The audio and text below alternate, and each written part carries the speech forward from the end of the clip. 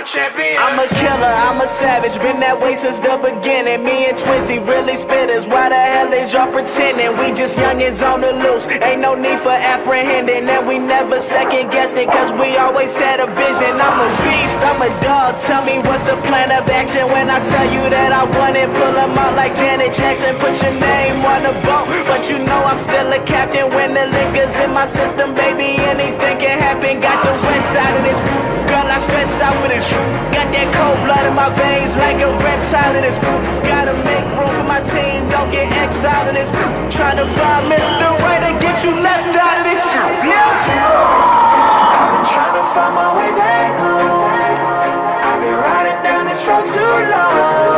Yeah, mama, I'm coming. I'ma keep running and running. I'm a champion. Yeah, I'm a champion. I'm a champion. I'm a champion. I'ma keep running and running. I'm a champion.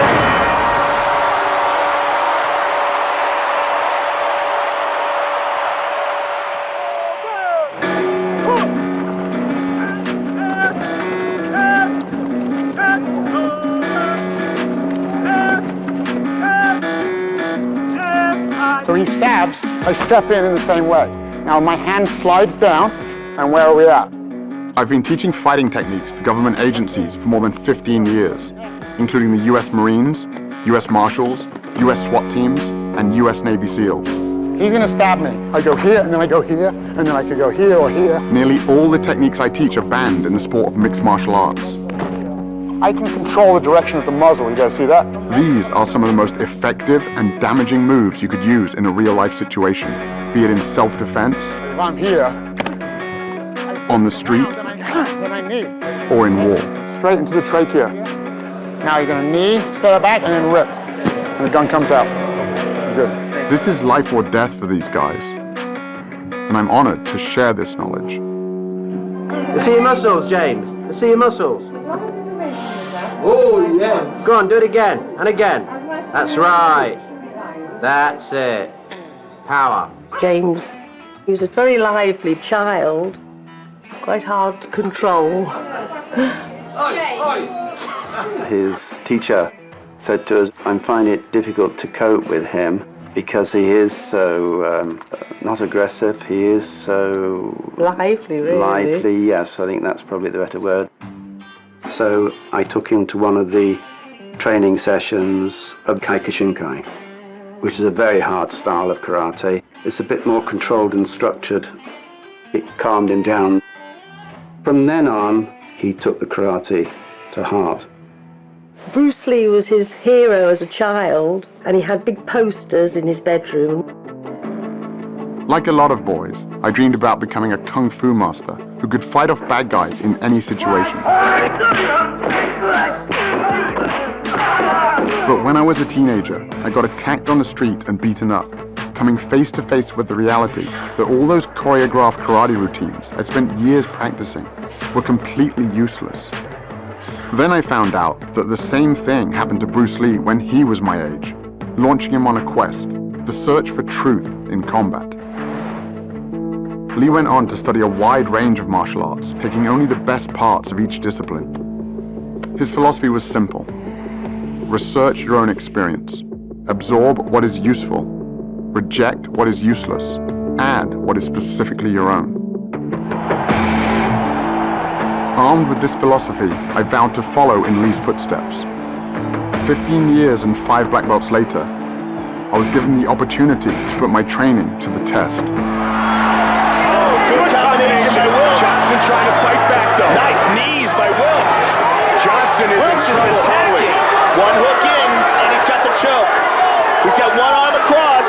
Gets up and around now. He's got the Wilkes is the ultimate fighter. With seconds to go. Outstanding performance by James Wilkes. James Wilkes from Leicester, England, is the ultimate fighter. Then, I got injured. I was sparring with a future heavyweight champion and tore ligaments in both of my knees. unable to teach or train for at least 6 months. I spent more than 1,000 hours studying peer-reviewed science on recovery and nutrition, looking for any advantage I could find to get back on track as quickly as possible. That's when I stumbled across a study about the Roman gladiators. The gladiator graveyard from Ephesus is the only one with a significant number of individuals buried there. Archaeologists recovered the remains of at least 68 gladiators. There have been more than 5,000 bones analyzed for the study. We found in the cross-section of the bone very high bone mineral density, which indicated intense training and high-quality diet to build up strong muscles and strong bones. This diet gave the gladiators the nickname hordeari, which means beans and barley muncher. We know different food sources give different amounts of strontium in the bones. High strontium levels in vegetarians, low strontium levels in carnivores. If there is low strontium in the sample, the flame will stay blue. If there is high strontium levels, it will change from blue to red. The gladiators were predominantly vegetarian. This totally blew my mind. The gladiators were highly prized fighters who got the most advanced training and medical care in the Roman Empire. To think that the original professional fighters ate mainly plants went against everything I'd been taught about nutrition. And now, ladies and gentlemen, the one and only Superman. James, does Superman eat meat? Yes. He does? Yeah. Oh. Could you tell us what sort of foods you eat at tea time when you come home? Nearly the same as dinner, but egg and lamb chop. Do you think all the other children should eat those sort of foods? Yes. In order to get strong?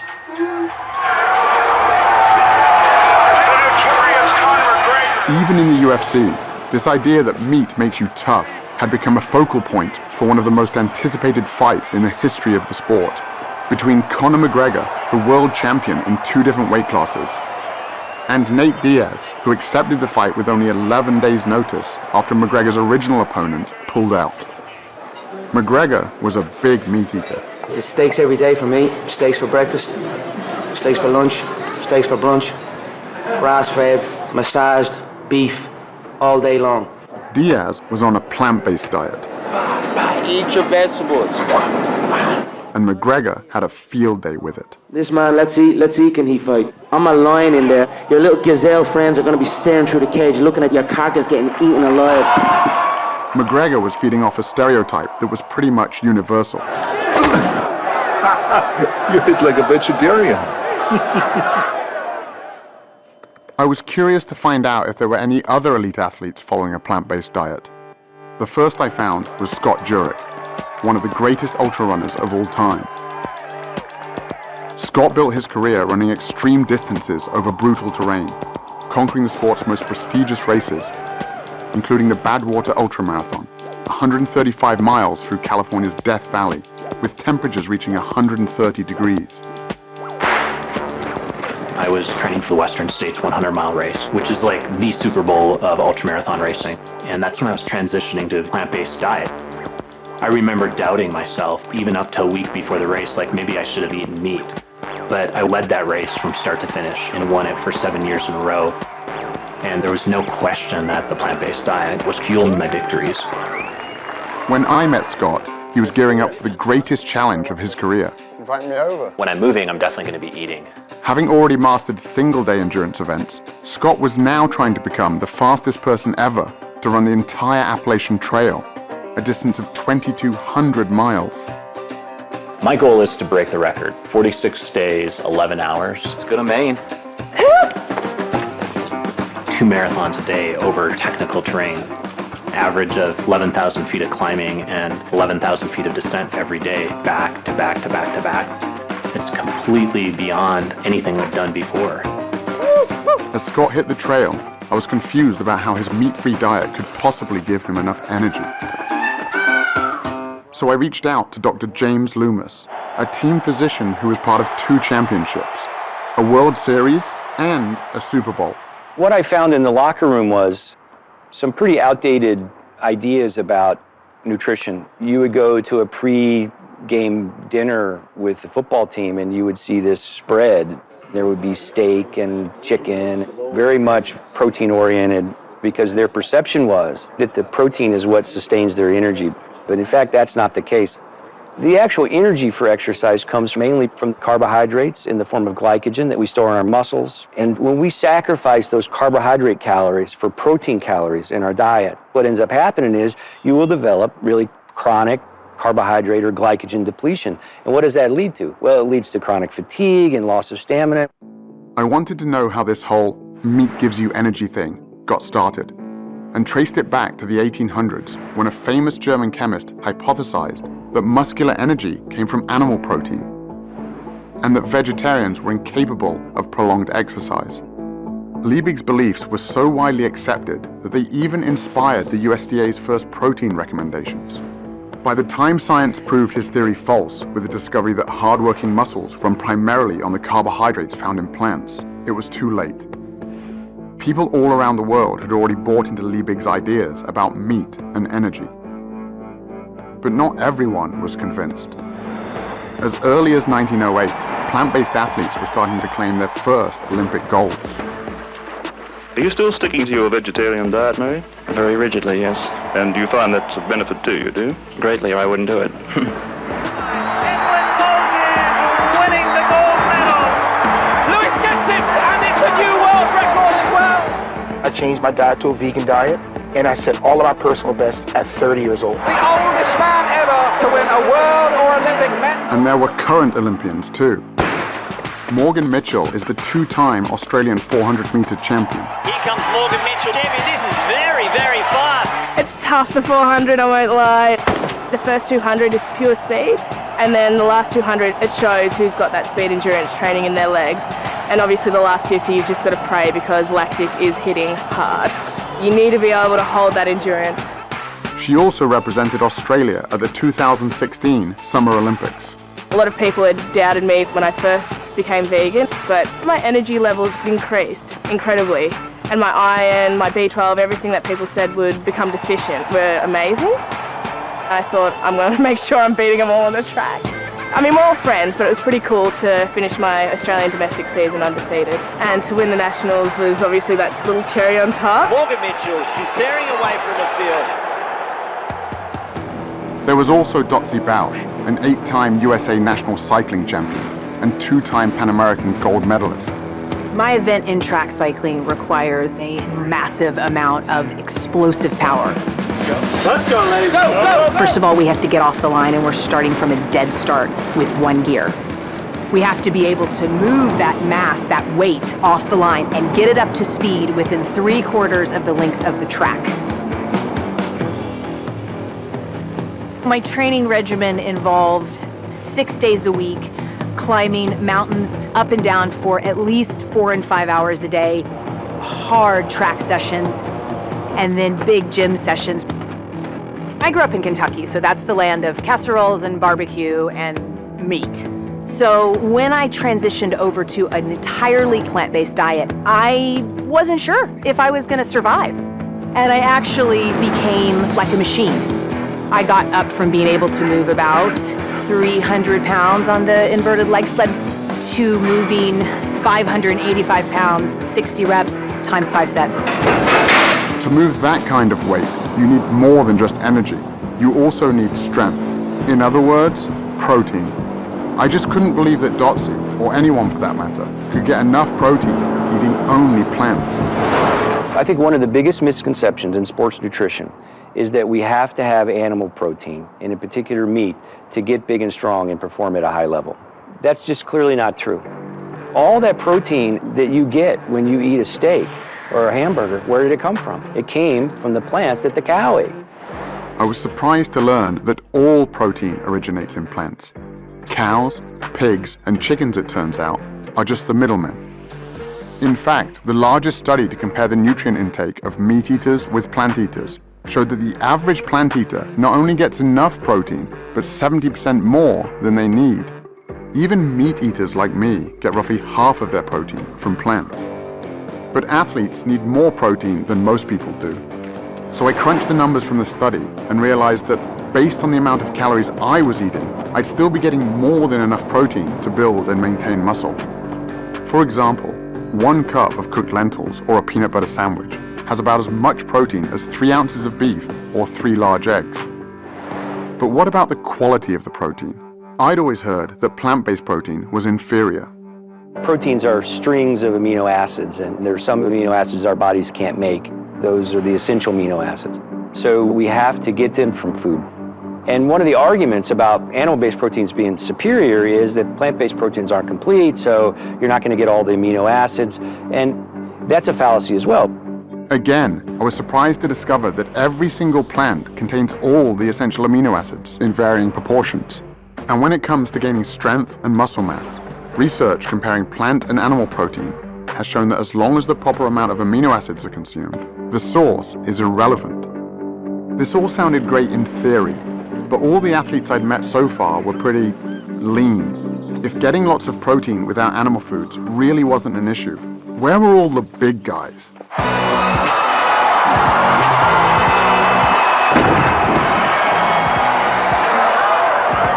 Kendrick Farris was the only male weightlifter to represent the United States at the 2012 and 2016 Olympic Games. Olympic-style weightlifting is going from the ground to overhead in 1 or 2 explosive movements, the most explosive movements that can be done.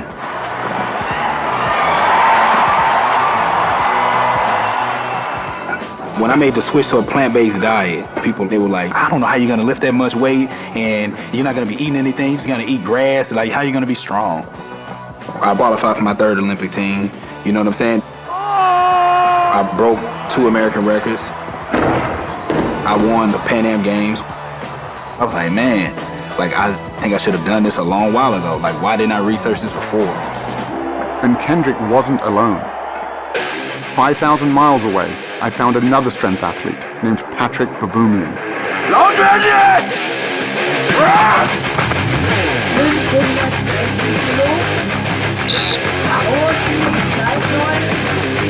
Patrick is one of the strongest men on the planet, with multiple world records, including the front hold, the keg lift, and the log lift.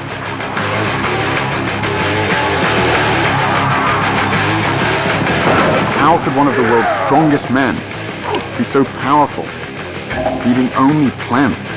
No meat, no milk, no eggs.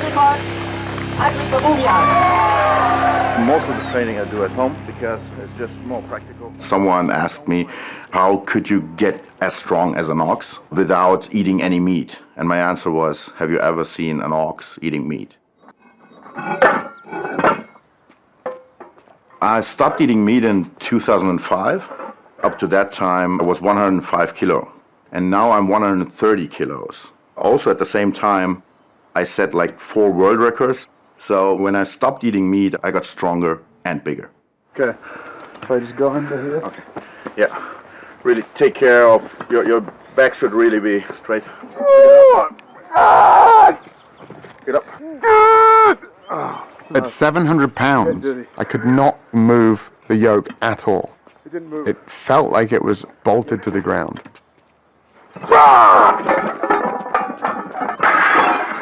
And that was just his warm-up weight. It's hard to fathom how strong Patrick really is. It's almost superhuman.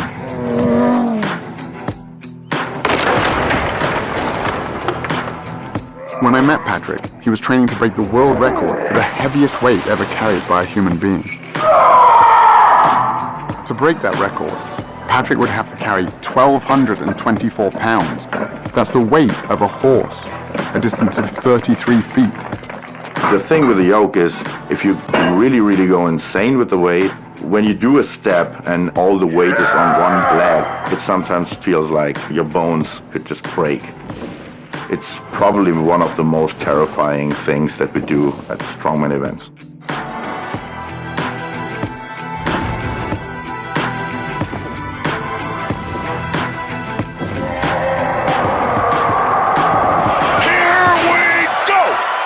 When Nate Diaz stepped into the cage to face Conor McGregor, the Vegas oddsmakers had Diaz as the 4-1 underdog. He caught him again with a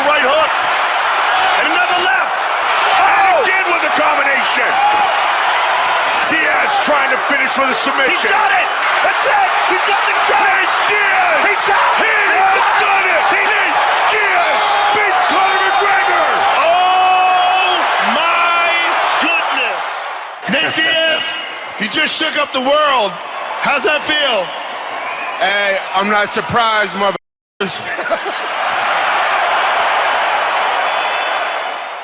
It's a bitter pill to swallow. It was simply a battle of energy in there, and he got the better of that. So 9 days out from the fight, I started eating 2 steaks a day, and it just came back to bite me on the ass, you know? This was the greatest upset in UFC history, and it turned out Nate wasn't the only plant-based fighter out there. I stopped eating meat probably like around the end of 2012. I grew up not even knowing about half of these other vegetables. Asparagus to me just came out like 5 years ago. You know what I'm saying? It's just like, as a kid, it was like, asparagus, we never see that. I'm like, what's that? Bryant Jennings is a heavyweight title contender, best known for going the distance with Vladimir Klitschko, one of the greatest boxing champions of all time.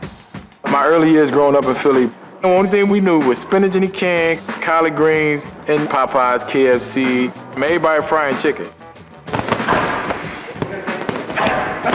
Most people say, oh, where did you get your protein? As if everybody that's in KFC is looking at the back of a bucket, like, yeah, how much protein is, y'all don't know. So y'all really don't know what y'all eating. I'd never really thought about it like that before. What else was in the food I was eating? An experiment to help answer that question was being conducted by Dr. Robert Vogel, co-chair of the NFL's subcommittee on cardiovascular health. What you eat immediately before an athletic endeavor really can have major impact on how you perform.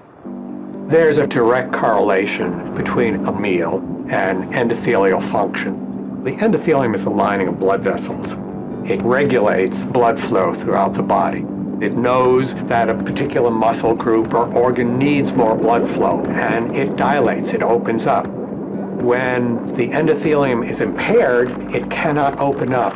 It cannot allow blood flow to increase as much, and therefore impairs athletic performance. The test subjects were 3 football players from the Miami Dolphins, defensive back Michael Thomas, and wide receivers Griff Whalen and Kenny Stills. For the touchdown, Kenny Stills! Today we're going to be feeding them 3 burrito breakfasts with a lot of protein. 2 of them have sources of animal-based protein and fat. One is from beef, one is from chicken. Third is a plant-based burrito which has beans in it. So the protein and the fat came from a plant-based source. Tomorrow we're going to feed them all bean burritos. We're looking at the impact of eating a different meal on the same people. All right, here's the beef. Thank you. Chicken here, and I have a plant-based one here as well. Thank you. Griff has been plant-based for 4 years, so he got bean burritos on both days. On away games, we always eat fried chicken. We eat Popeyes. I love fried chicken. I love Popeyes, and I'm gonna eat Popeyes every time. 2 hours after each meal, the players had their blood drawn and put into a centrifuge. The red blood cells sink to the bottom. An amber-colored fluid called plasma rises to the top. If the plasma is see-through, it means there's not much fat in the blood, and the endothelium is likely functioning well. Michael, today's blood and yesterday's blood. This is a plant burrito. This is a meat burrito. Look at the difference it makes in what circulates in your bloodstream. Cloudy. Cloudy. And that's on top is the fat circulating in your blood from the meat burrito. Gotcha. Griff, you're the vegan.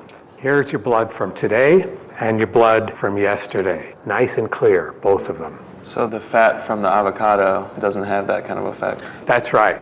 Kenny, you're the fried chicken guy. You want to see your chicken? There it is. Yeah, it's pretty gross to see. Sources of animal-based protein and fat have a tremendous impact on endothelial function. That lasts for 6 or 7 hours after you eat. So if you have bacon and eggs for breakfast, or a hamburger for lunch and a steak for dinner, this is going on all day long. Your blood is always cloudy, and the ability to operate at your best is always impaired. Damn. I guess I won't be eating my fried chicken no more. Dr. Vogel's experiment was backed up by numerous studies measuring how a single animal-based meal can impair blood flow. I also found a large body of research showing that plants have the opposite effect, improving endothelial function and increasing blood flow. Controlled studies show that simply drinking beet juice before training allows subjects to cycle 22% longer and bench press 19% more total weight. I've seen races where it has come down to the 1,000th of a second. Sometimes you have to do things that you know your competitors aren't doing, getting every single advantage you can. Knowing I could get enough energy and protein was one thing, but seeing what a single animal-based meal could do to an athlete's blood sealed the deal. It was time to give this plant-based thing a try, but there was only one meat-free meal I could think of. Hi, what can I get for you today? Could I get 2 bean burritos, please? Bean or beef? Bean. All right, I'll see you at the window, okay? Thank you. You're welcome. When I went plant-based, I thought that it would be a longer transition, but I just immediately started feeling like I could go kick ass and not need the recovery in between. It was mind-blowing to my teammates. They were tired of me saying, like, let's go again and again. Recovery is the most essential element of an elite athlete's existence. It's damage repair, and you do that over and over again. Because if you can do more work and more repair, you're going to be the better athlete. Dotsy was right. Bouncing back quickly between workouts is a huge advantage for any athlete. But the idea that food could be the secret weapon, I had to find out more. Dr. Scott Stoll is a former Olympian and a team physician for the USA Olympic team. I work with professional athletes that are very interested in protein. Protein's important, but which package is your protein coming in is the better question to answer. The plant-based protein versus the animal protein, which package is going to help the body overcome inflammation and help the body to recover? In animal products, you're getting protein packaged with inflammatory molecules like new 5-GC, endotoxins, and heme iron. When we consume animal products, it also changes the microbiome, the bacteria that live in our gut. And the bacterial species that have been shown to promote inflammation overgrow and begin to produce inflammatory mediators like TMAO. The study that showed that a single hamburger impairs blood flow also showed that it can increase measures of inflammation by 70%. In the arteries, inflammation reduces blood flow. In muscles and joints, it can increase soreness and delay recovery.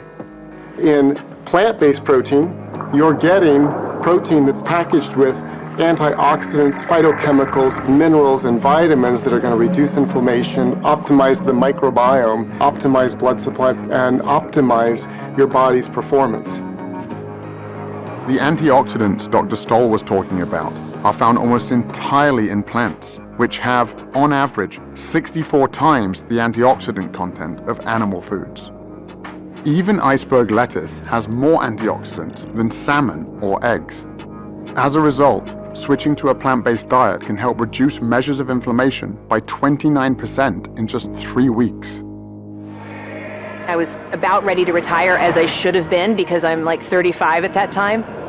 But I just kept getting better, and so they had to take me to the Olympics. We were complete underdogs as Team USA. In our semifinal ride against Australia, we were down by 1.7 seconds. No one's ever come back in team pursuit from a deficit that large. And we beat them on the line by 8/100ths of a second.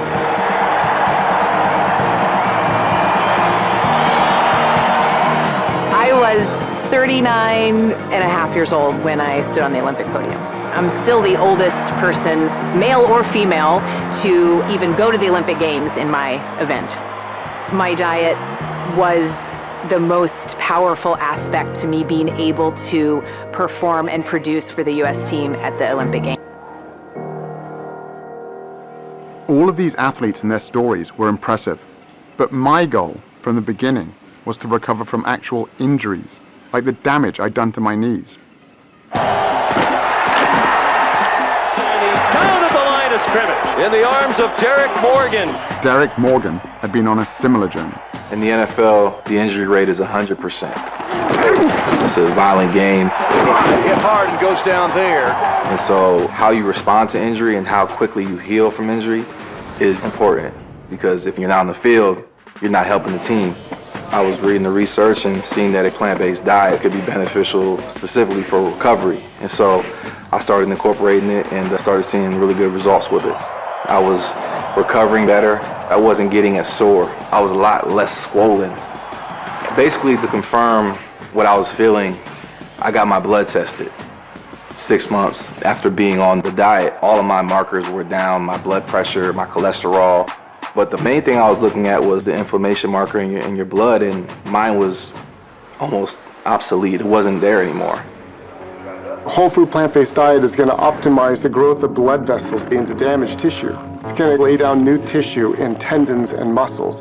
It's going to stimulate their immune system to fight off infections. So almost at every level, eating the right foods is going to accelerate the healing process.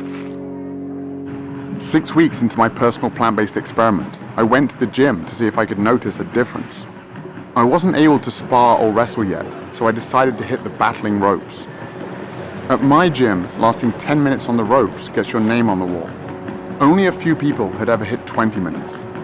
Even at the peak of my conditioning, the most I'd ever got was 8 minutes. James, keep it going. But on this day, I hit 10 minutes easily.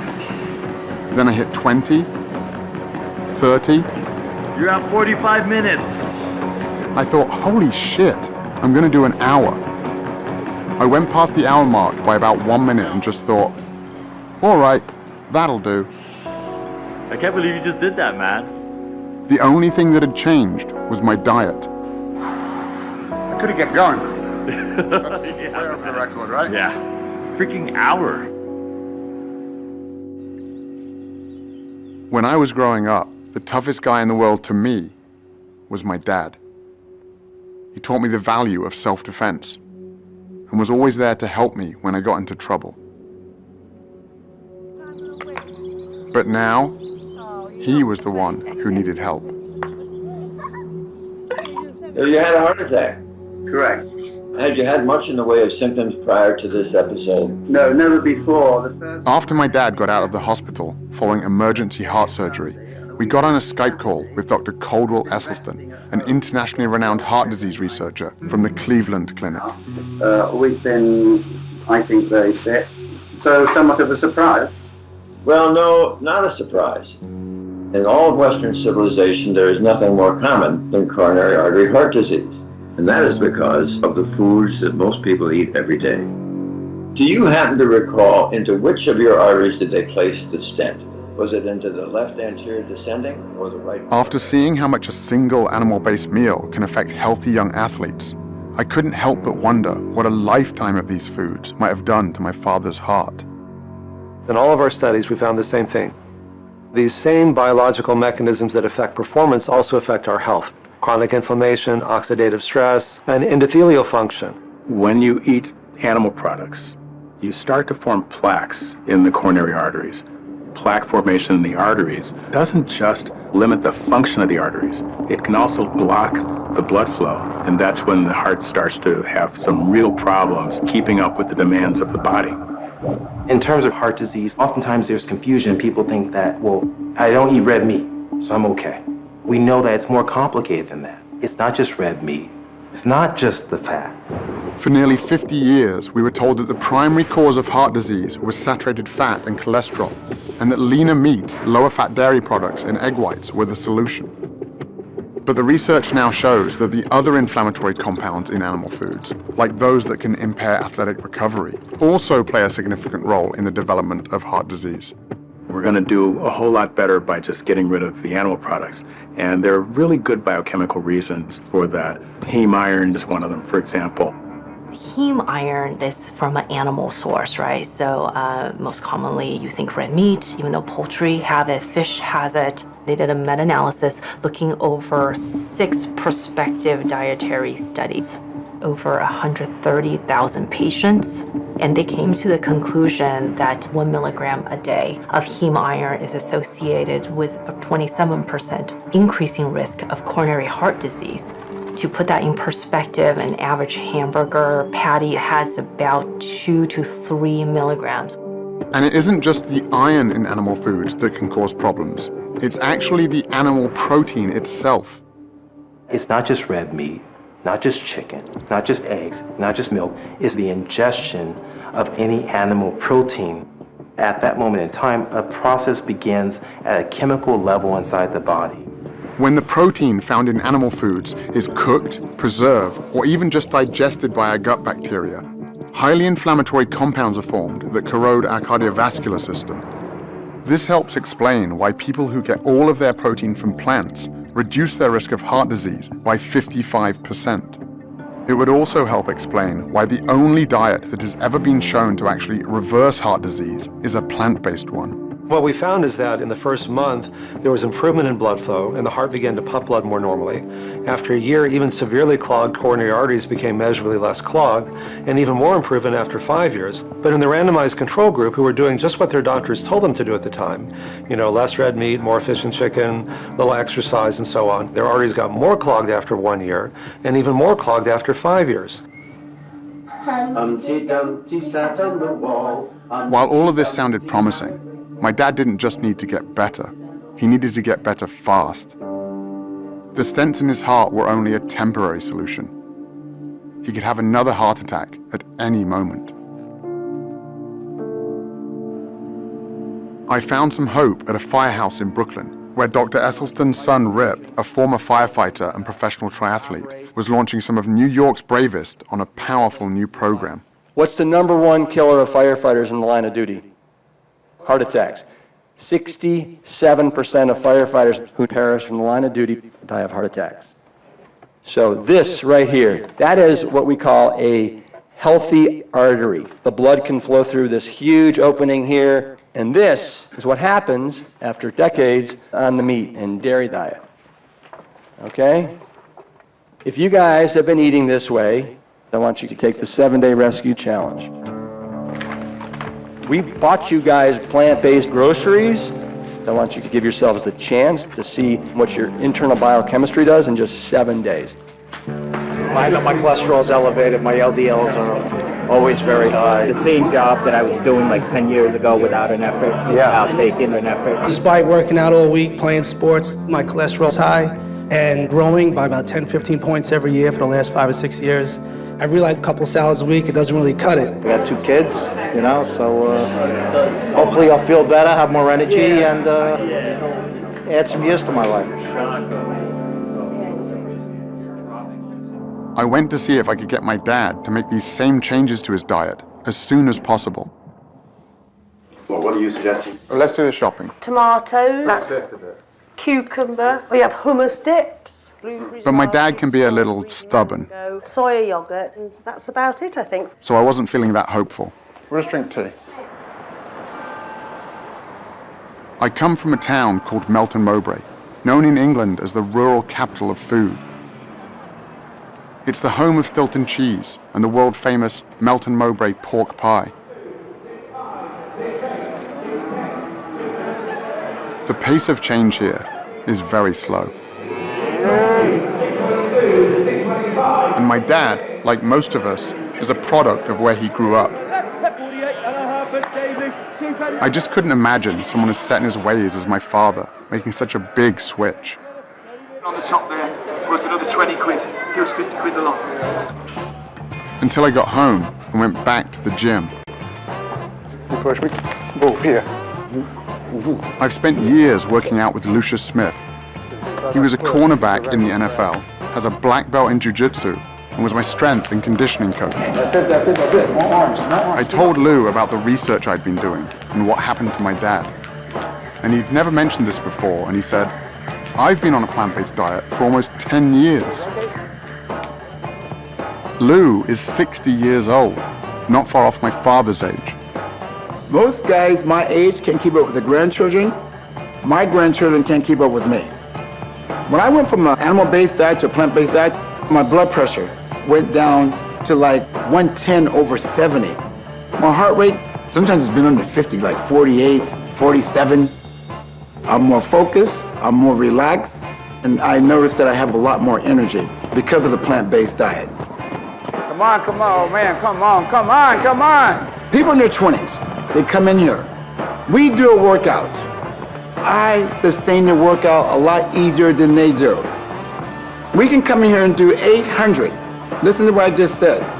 800 kettlebell swings and snatches in one workout. They can't make it. I'm not kidding you. They can't hang, man, I'm telling you. They can't hang. There was another guy my dad's age who had also made a big change. I ate a lot of meat. I ate my 10, 15 eggs a day. And, I had my 250 grams of protein a day because I weighed 250 pounds. One and only Arnold Schwarzenegger. But as I got older and as I started reading up on it, I recognized the fact that you really don't have to get your protein from meat or from animals, as far as that goes. So we started going more in a direction of a vegetarian kind of a diet. Now we're doing it the right way, with the right spices. All of a sudden, I love it much more than the meat. And, the cholesterol went down to around 109. It was the lowest that it ever was in my entire life, at almost 69. What we eat has a major impact on our health and our well-being in every way we can measure. People who eat a diet that's high in animal protein have a 75% increased risk of premature death from all causes, and a 400 to 500% increased risk of death from most forms of cancer, prostate, breast, colon cancer, as well as type 2 diabetes. The amino acids that come from animal sources tend to make our cells rev up and multiply faster. For example, there is accumulating evidence that high consumption of proteins from dairy sources is related to a higher risk of prostate cancer. That chain of cancer causation actually seems pretty clear. Cancer has been linked to other animal foods as well. Research funded by the National Cancer Institute found that vegetarians who add 1 or more servings per week of white meat like chicken or fish more than triple their risk of colon cancer. So it's not one set of dietary guidelines for improving your performance as an athlete, another one for reversing heart disease, a different one for reversing diabetes, a different one for reversing prostate cancer. It's the same for all of them. As groundbreaking as all of this nutritional science was, I also found it really confusing. How could meat be so bad for us if that's what our ancestors were supposedly built to eat? When we think about the diet of early humans, we're often drawn to thinking about meat, but plant foods were more important than the archaeological record gives credit for. The food that could be relied on wherever you were was the plant food. The popular perception of what early humans ate dates back to the 1930s and 1940s, when there was some amazing finds of early human ancestors, animal bones and tools that very much look like they may have been used to butcher and maim those animals. So very early on, we had this notion that meat had a disproportionately larger role in the diet of early human ancestors than it actually did. The bias in the archaeological record towards stone and bone preservation over things like plants has led to a very skewed view. If we look at deep time, bones and stone tools preserve very well, but plants decay very rapidly. What's exciting, though, is in the last decade, we've started to realize microscopic fossils of plants do preserve quite well. And so we're revisiting some of these earlier Paleolithic sites and finding abundant evidence of plants. Advanced technologies, like those used to analyze the gladiator bones, have allowed scientists to take a closer look at the tools, bones, and teeth of our ancestors, leading to the discovery that early humans ate mostly plants. And the reason for this is actually quite simple. Humans do not have any specialized genetic, anatomical, or physiological adaptations to meat consumption. By contrast, we have many adaptations to plant consumption. We have longer digestive tracts than do carnivores, and this allows humans to digest plants and fibers that require longer processing time. We also lack the ability to produce our own vitamin C. Vitamin C is found in plants, so the fact that we cannot make our own indicates just how reliant upon plants we actually are. This is why we have trichromatic vision. This is very different from carnivores, which have dichromatic vision. We can see more colors, and this is very important, especially if you need to find fresh, ripe fruit. We have a brain that just is desperate for glucose. It's such a fussy organ. That's the only thing it really takes in for energy. Well, meat's not a very good source of glucose. To have a big brain like this, you need to eat something different. And the most efficient way to get glucose is to eat carbohydrates. But what about our teeth? Aren't they proof that we're built to eat meat? In primates, you might think canine teeth are associated with a diet of meat, but they're not. In gorillas, when males want to intimidate other males, they will show the length of their formidable canines. On the other hand, carnivores have distinctive teeth, and they're shaped like scissor blades. They simply shred the meat off and they swallow. Compare that to the teeth of a human being, square and low cusped for crushing and grinding tough plant tissues. Right there in your own mouth is the best evidence we have for a diet that could not have been meat. If you just got placed in some ancestral environment, the best thing you could be equipped with is not a very sharp spear. The most important thing you could be equipped with is knowledge of which plants you can eat. Suddenly it all made sense. The reason an animal-based diet isn't good for us is because our bodies aren't built for it. It's simply the wrong type of fuel. The only thing that didn't really fit was B12, an important vitamin that everyone kept warning me you could only get from animal foods. It turns out that B12 isn't made by animals after all. It's made by bacteria that these animals consume in the soil and water. Just like with protein, animals are only the middlemen. Before industrial farming, farm animals and humans could get B12 by eating traces of dirt on plant foods or by drinking water from rivers or streams. But now, because pesticides, antibiotics, and chlorine kill the bacteria that produce this vitamin, even farm animals have to be given B12 supplements. And up to 39% of people tested, including meat eaters, are low in B12. As a result, the best way for humans to get enough B12, whether they eat animal foods or not, is simply to take a supplement. When I caught up with Scott a full month into his 2,200-mile trek, he had fallen well behind record pace. Not even a week into the journey, I developed a quadricep tear. I had to start thinking, okay, how am I going to get through this? There are no rest days when you're setting a speed record on the Appalachian Trail. I needed to recover while I was still pushing my body to the brink, waking up the next day and the next day after that and doing the same thing. I really had to trust in my training and trust in my nutrition to help me get up each morning at 4:30 and put another 50 miles in. With only 12 days left to break the record, Scott still had 550 miles left to go. They were experiencing record rainfall in Vermont when I went through, and there's just no way that I could be prepared for it. I was trying to make up all the ground that I'd lost with the injury, trying to get back on record pace, getting 2 to 3 hours of sleep or less, night after night after night, going over some of the most remote stretches. I put in 26 hours straight. But the Appalachian Trail keeps throwing more and more mountains at you. It never really lets up. And by the time I actually got to New Hampshire, the White Mountains just obliterated me.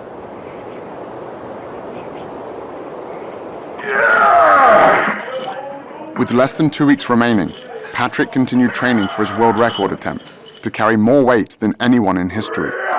I started lifting weights when I was 14 years old because I was kind of wimpy and small in that time.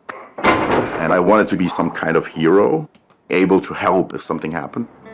This is my mom and dad. When I was 4 years old, my dad, my mom, and my little sister, she was 6 months old, they were in a car accident. And only my mom survived the accident. So when I was young, I had these fantasies of being super strong, and if someone got trapped, being able to help them get out.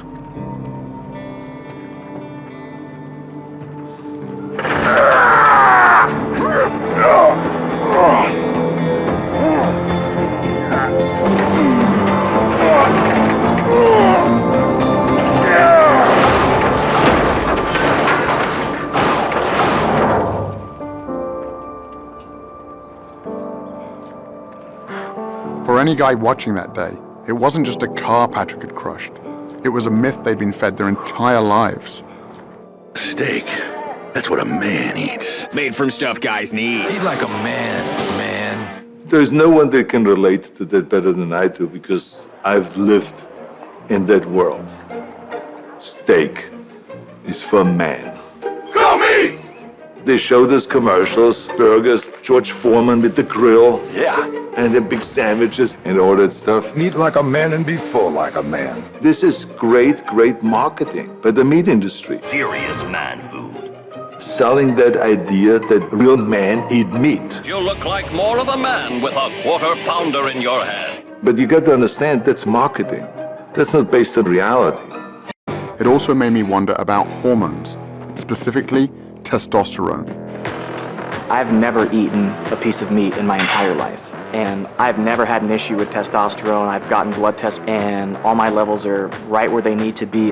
And clearly I don't have any trouble building muscle. Studies comparing men who eat animal foods with men who don't have consistently demonstrated no difference in testosterone levels. I found this hard to believe, since plant-based diet often includes soy products, which I'd always been told were loaded with estrogen. I post a lot of my food, and if it includes any type of soy products, out of 100 comments, you've got 20 to 30 of them saying, hey, well, I heard that soy raises estrogen levels. Well, that's not the case. Soy, it turns out, contains phytoestrogens, compounds that look like estrogens but can actually have the opposite effect, blocking some of our body's estrogen receptors and preventing real dietary sources of estrogen from taking hold. The foods that contain real estrogens are animal foods, like chicken, eggs, and dairy, which can have a significant impact on our hormone levels. Simply drinking cow's milk can increase a man's estrogen levels by 26% in just 1 hour, while dropping their testosterone levels by 18%. Another hormone strongly connected to diet is cortisol, a stress hormone linked to reduced muscle mass and increased body fat. Research has shown that people who replace animal foods with high-carbohydrate plant foods experience an average drop in cortisol levels of 27%. This is what I always heard, like, you can't go lean, you can't go shredded vegan because you have so much carbs. But I'm standing here in the best shape of my life, easy. I already knew that processed carbs, like white flour and sugar, can lead to weight gain. But what I didn't realize is that unprocessed carbohydrates, like oats, bananas, and sweet potatoes, are associated with decreased body fat. An 8-week weight training trial also found that those consuming a normal amount of carbs gained 2.9 pounds of muscle mass, while those in the low-carb group actually lost muscle. A typical bodybuilding diet is a very low-carb diet. So these guys that haven't had a carb in 2 weeks, they're walking around like zombies. I'm backstage eating all the carbs that I want. They're like, how are you eating that right now when you look this shredded?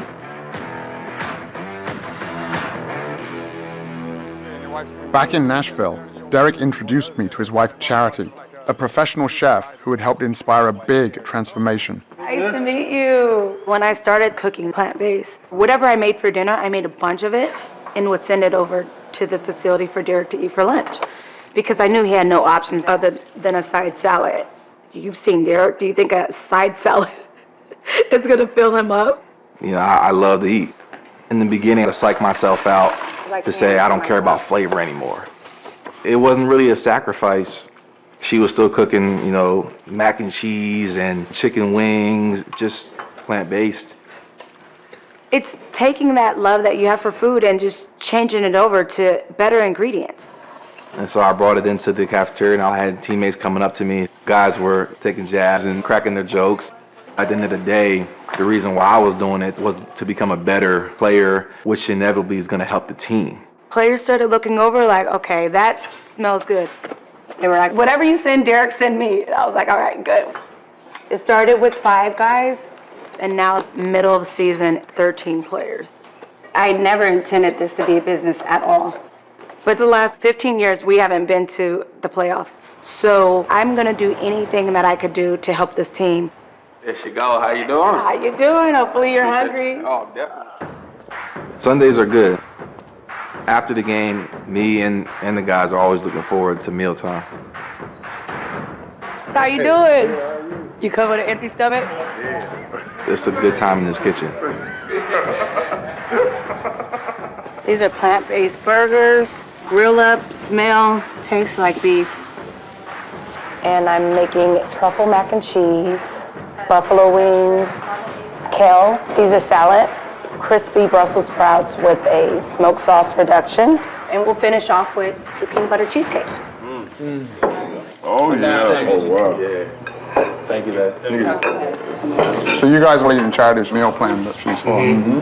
And before, what was your perception? I actually talked bad about y'all for like a couple weeks. Did you think you needed meat to be like stronger? Right. That's exactly what I thought. I told him I feel like my whole childhood life was a lie.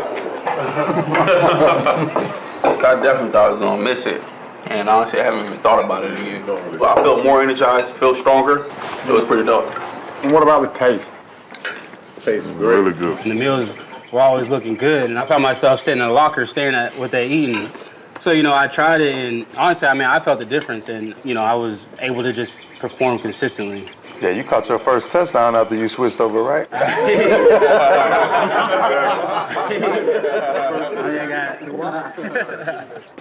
6 months into my new diet, my strength, endurance, and recovery were better than ever. My dad's health was on the mend. Even my wife and kids were on board. But I was also pissed off. Why didn't everyone know about this? And then I remembered my grandfather, who died of heart failure at the age of 63 after more than 4 decades of smoking. A paratrooper in World War II, he got hooked on cigarettes during a time when young people like him were being sold the idea that smoking was actually good for you. Babe Ruth, idol of millions. To sell this idea, the tobacco industry turned to famous athletes, the ultimate symbols of fitness and health. After a game, Carl Furillo of the Dodgers looks for a mild cigarette, a Camel, of course. But right around the time Babe Ruth died from throat cancer in his early 50s, the scientific evidence was starting to stack up, so a new marketing plan was required. According to this nationwide survey, more doctors smoke Camels than any other cigarette. For years, the tobacco industry said that their cigarettes did not cause cancer. And they trotted out their own paid researchers to come out with statements to confuse the issue. Despite their efforts, cigarette ads were eventually banned from sports broadcasting, just in time for another big industry to step up to the plate and start playing the same game. What's in the bag? Big Mac? Play for it. With a new generation of athletes, including me. But it wasn't long before the evidence against animal foods started stacking up as well. Now that playbook is being used by the food industry. She's from the National Cattlemen's Beef Association. They're going to hire their so-called experts. I'm first of all a registered dietitian and nutrition scientist, and I'm a mom. To create just enough confusion. Are you saying with processed meat that it is not, in your view, carcinogenic? I don't say that it supports a sufficient relationship. And they make it seem as though there's doubt about what we're talking about. This is not a link, a causal link between red and processed meat and any type of cancer. But would you recommend reducing meat intake? No, not at all. How on earth is the viewer supposed to make sense of all of this? With overwhelming scientific evidence connecting animal foods to many of the most common deadly diseases, I discovered that the meat, dairy, and egg industries have engaged in a covert response, funding studies that deny this evidence while burying their involvement in the fine print. One of the hired guns paid to conduct these studies is Exponent Incorporated, a company whose research was used by the tobacco industry to deny the connection between secondhand smoke and cancer. For more than 50 years, Exponent has generated studies that challenge the health risks of everything from asbestos, arsenic, and mercury to animal foods. The formula works beautifully for people selling food. It works beautifully for people selling drugs to treat the diseases that bad food causes. And it works beautifully for the media, which can give us a new story about diet every day. Here we go again. New guidelines are muddled and confusing, and not by accident. The eggs are in. So happy about the eggs. I know, I am happy about the eggs. Eating bacon is okay. Absolutely. Okay, butter. Butter is back. But despite the appearance in our media of confusion, there is massive global consensus about the fundamentals of a health-promoting diet, and it's a diet that every time, no matter whether it's high in fat or low in fat, higher in carbs, lower in carbs, in every population, every kind of research, it's a plant food predominant diet. Every time. Just when I thought I'd uncovered every dark secret of the animal foods industry, I got invited to train a paramilitary group in Zimbabwe with a special mission. Okay, so just be very careful, guys. Stay on the rocks. Yeah. So these guys are now listed as critically endangered. There's only about 5,000 of them left on the planet. They're basically being hunted to extinction because of the value of their horn. Around $40,000 a pound.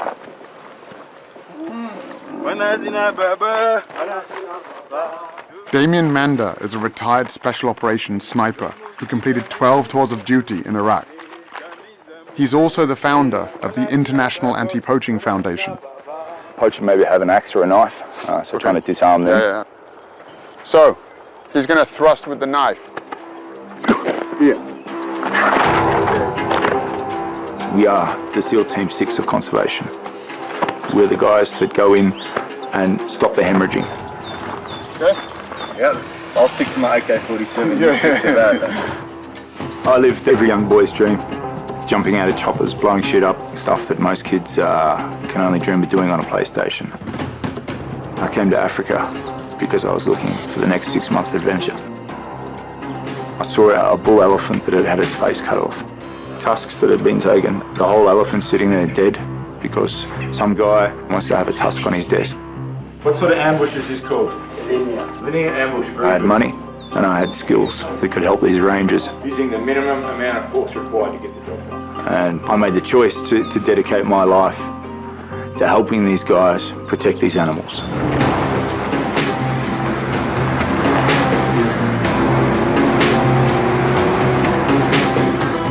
After making that choice though, I started to realise that every day I was going out on patrol and protecting one animal and coming home at night and putting another animal on the fire. And I knew I was full of shit. I created this flexible morality that was convenient for me, because if you don't eat meat, you're some sort of vegan that shrivels up into a string bean. In my mind, I justified it. There's enough cows on the planet, they're not going to go extinct. But the longer I thought about it, the more I started to accept what I already knew. The easiest way to protect other animals is just not to put them in your mouth. This whole fantasy that we need meat to get our protein, it's actually bullshit. I mean, look at a gorilla. A gorilla will fuck you up in 2 seconds. What does a gorilla eat? I just do the same things as these big grey things out here that we're trying to protect, elephant and rhino. I just stick to plans. The rangers that we support patrol 5 million acres of wilderness, protecting these endangered species. But the actual biggest threat we have is the meat industry and the land that they are continually taking away from what we have left of these natural wilderness areas. Inch by inch, yard by yard, mile by mile.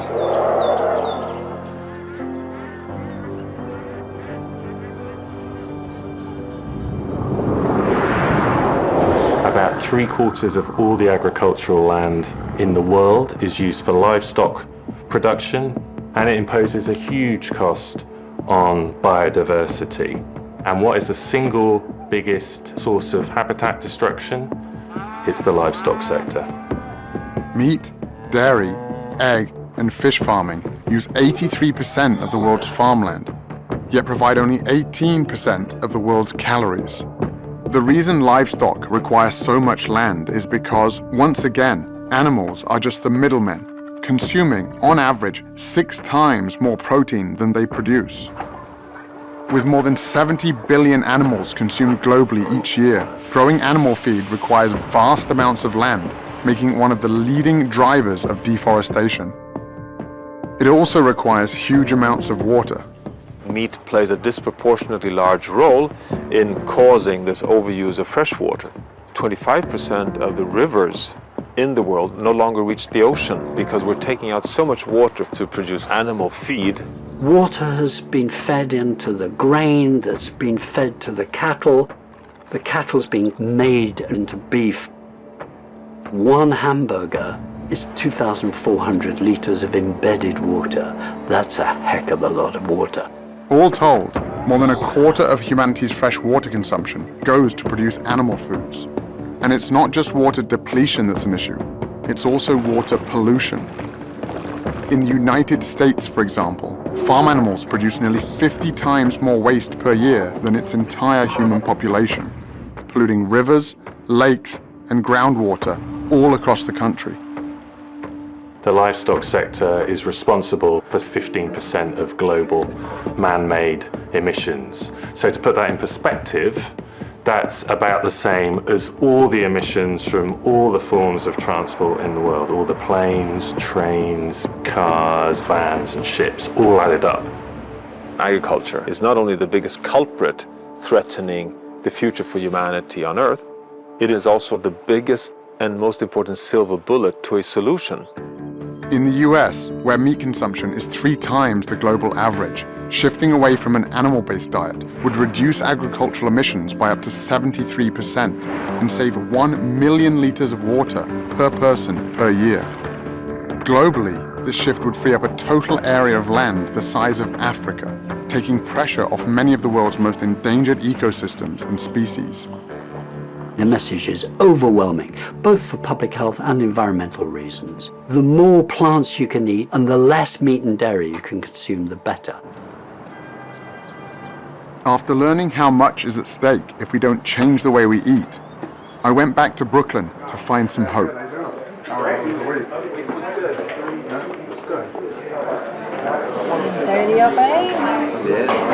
Did you do it right the whole 7 days? Yeah, the entire time. You did? Yeah. Good for you. After eating a meal, I didn't feel like, oh, I gotta go find a couch to sit on or lay down, like that. I actually felt energized and I could jump on the bicycle or go on the treadmill or something. Or fight a fire. So I was down 11. 11 pounds? Yeah. Your cholesterol was 262. Right. All right? Which is elevated, much higher than we want to be. Today, 176. Wow. Almost 100 points, huh? That's fantastic. Thank you. On your blood pressure, you dropped 16. Wow, that's on your really systolic and 2 on your diastolic, so you're now 130 over 82 as opposed to 146 over 84. Fantastic. A little bump there. Yeah. Your cholesterol was 276. I mean, you know that that's super elevated, right? Yeah, they were freaking out. They were freaking out. At the doctor's office. You know what? They should be freaking out now because today it was 169. Whoa, now you're talking. 169. You dropped 107 points, my man. That's amazing. Here's what we got. After 7 days, the cholesterol average drop was 21 points. The average weight loss was 6.12 pounds. You guys, instead of having arteries that looked like this here, right? You guys are on the road to having arteries that look like this here. And we know that the #1 killer of in the line of duty firefighters is heart attacks. This is a food human-created disease. And you guys don't have to be another statistic. My doctor wanted to put me on a statin, and I kind of looked at it like that was like cheating, like an easy way out, and there has to be a healthier, more long-term alternative. And then when this opportunity presented itself, I took it. When you eat a healthy, whole foods, plant-based diet, it changes the expression of your genes. It turns on the good genes, turns off the bad genes. Your genes are a predisposition, but your genes are not your fate. And even if your mother and your father and aunts and uncles all died of diabetes, cancer, even heart disease, it doesn't mean that you need to. Once I get to here, I'm going to come up and I'm going to drop my head on his face. With help from my new diet, I've fully recovered from my injuries and am back to teaching self-defense. Or I can chop here and start down here. But with a critical new component, internal defense. You can get improved blood flow that allows more oxygen, more nutrients to the muscles. And it's not just the athlete. Armed with the truth in nutrition, I now have the tools to help protect more lives than ever before. It's good? Yeah.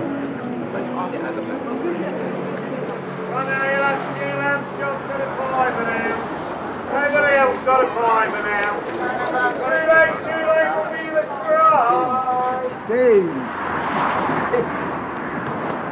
How are you feeling now? Very good. The figure that I read, it was 85% likelihood of your first attack, and that kills you.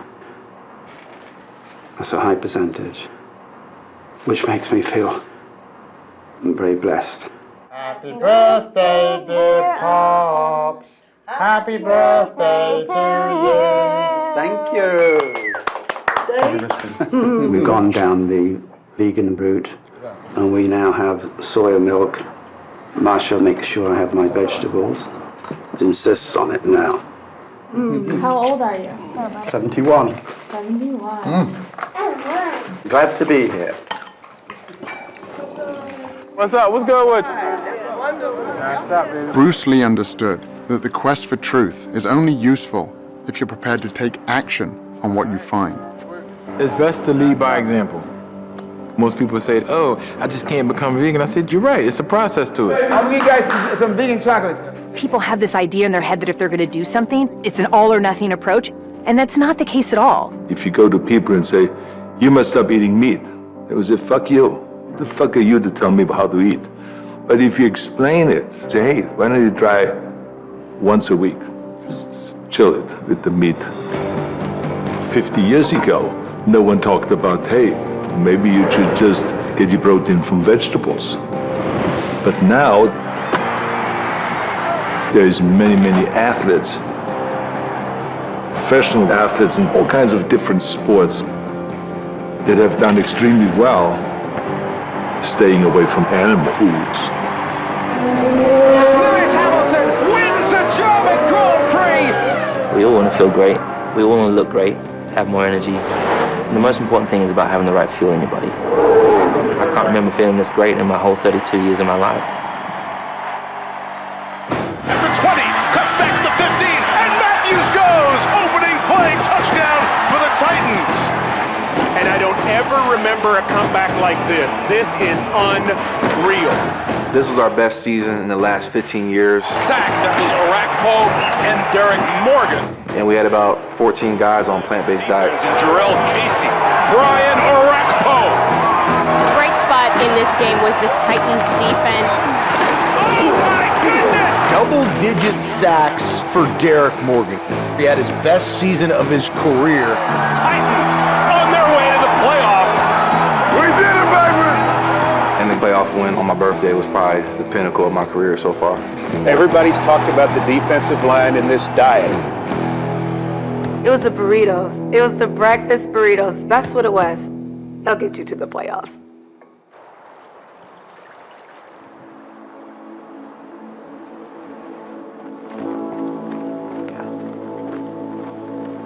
By the time Scott reached Mount Katahdin, word of his perseverance was bringing people out in droves.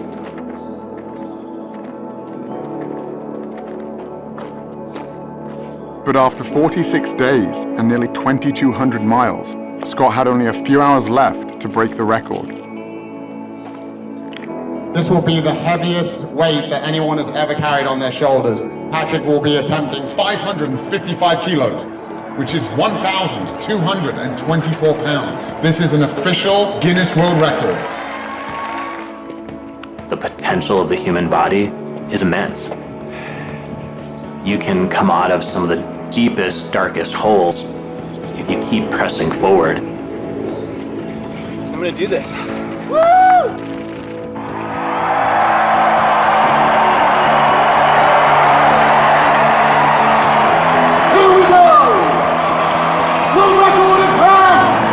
Scott Jurek is one of the world's most accomplished ultra-marathoners.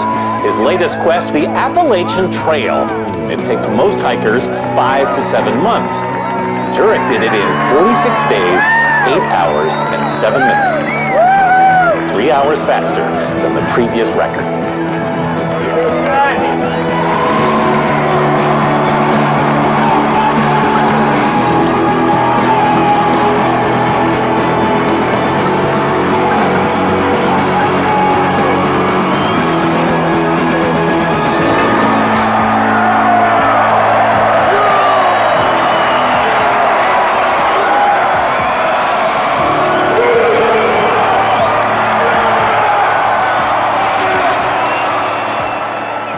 It's not about being the strongest and the biggest. It's really about what are you going to do with your strength and what are you going to do with the power that you have. I basically start my day with a big smoothie. Some greens in it like kale or spinach, some pea protein.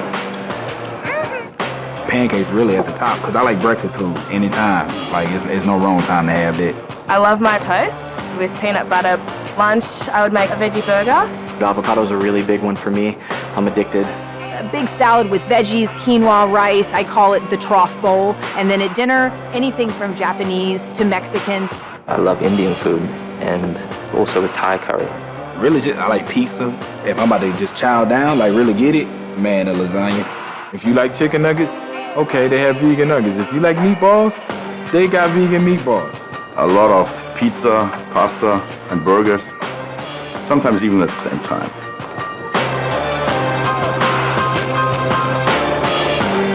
I was born to be.